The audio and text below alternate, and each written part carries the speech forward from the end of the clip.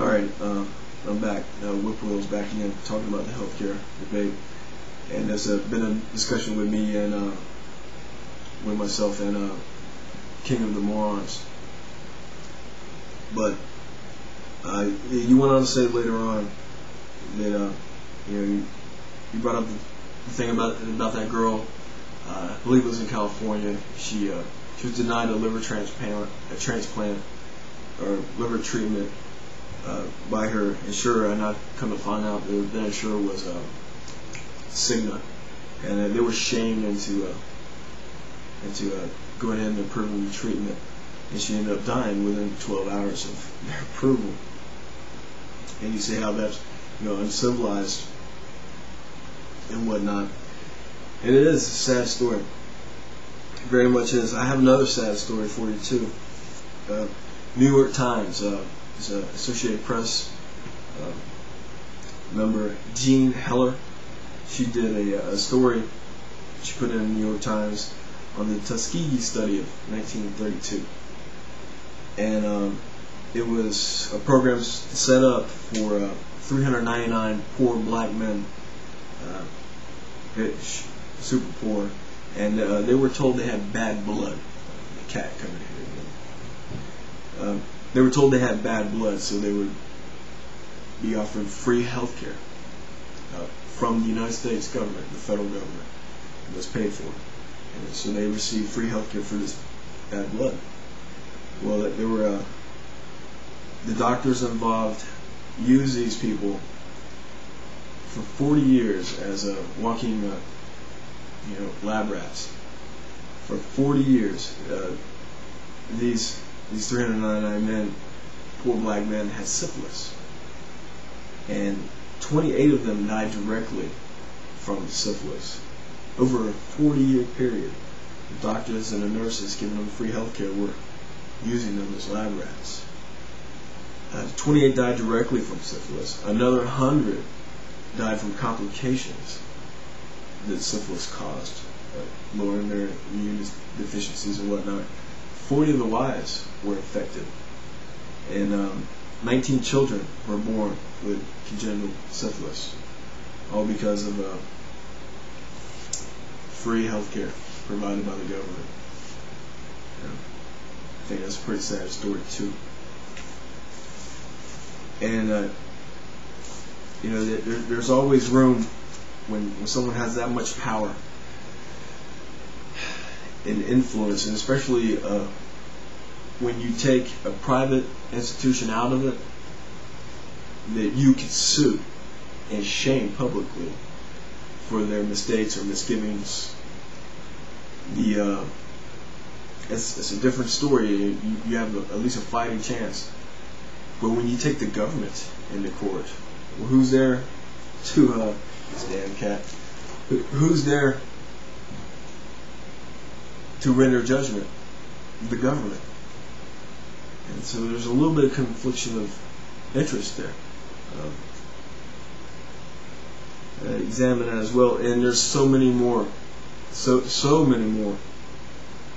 instances where the government used Army personnel to test LSD, right? It just totally fried their minds.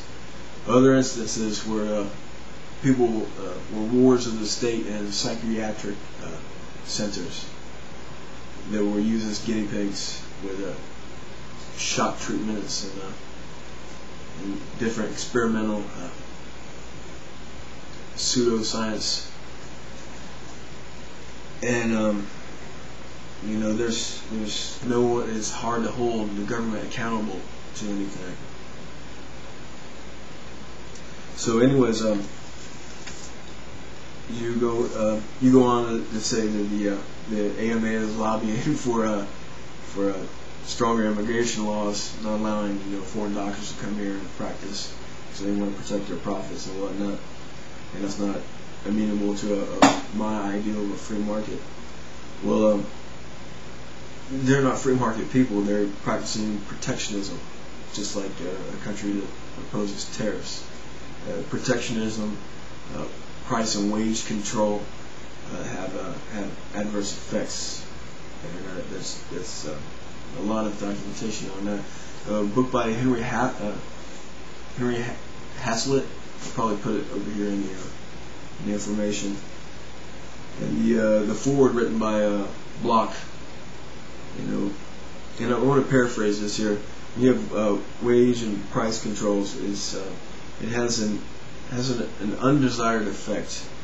And when you try to argue, the flaws of setting a minimum wage, for example, or there's a better one than that.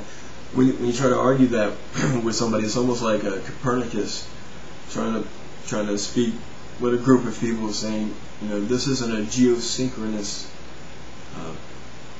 universe we live in. It's a heliocentric, and the people, that's an unintuitive, very unintuitive thing, and the people will simply point and like, can't you see the sun rises over there and it sets over there? Can you not see this? And then you get into the tensor, viewpoint. And it's just, and people really shut down. They just buy, that guy's crazy, he's speaking gibberish. And eventually, hopefully,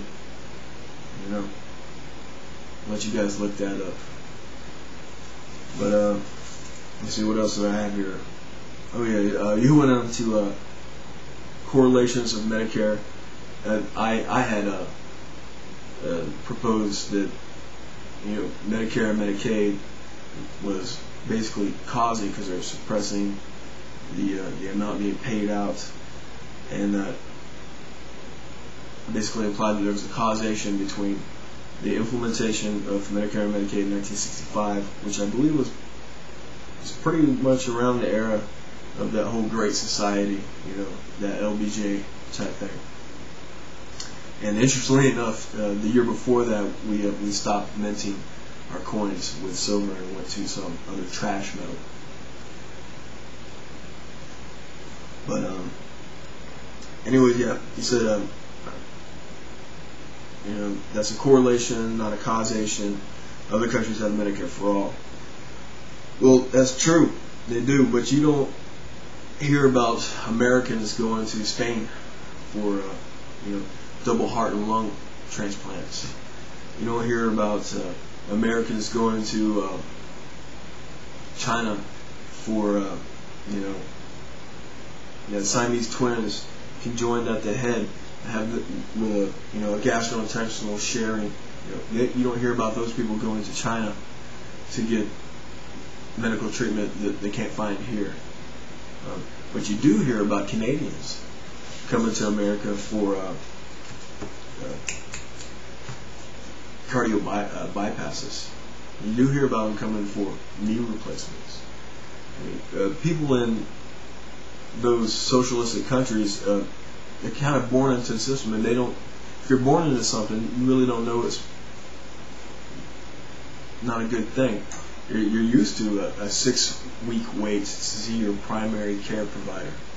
That's just a normal thing. And